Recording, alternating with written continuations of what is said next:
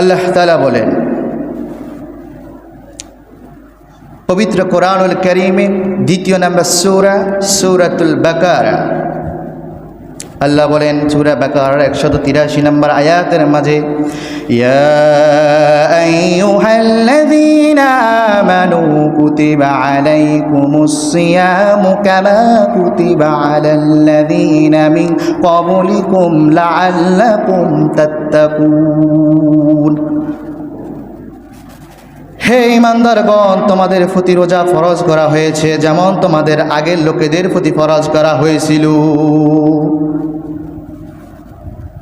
আর যদি তোমরা এই রমাদানকে গ্রহণ করো তাহলে আল্লাহ তাআলা তোমাদেরকেও মুত্তাকি হিসাবে কবুল করে নেবেন, যদি তোমরা এই রমাদানের সিয়ামগুলা সুন্দর করে থাকতে পারো।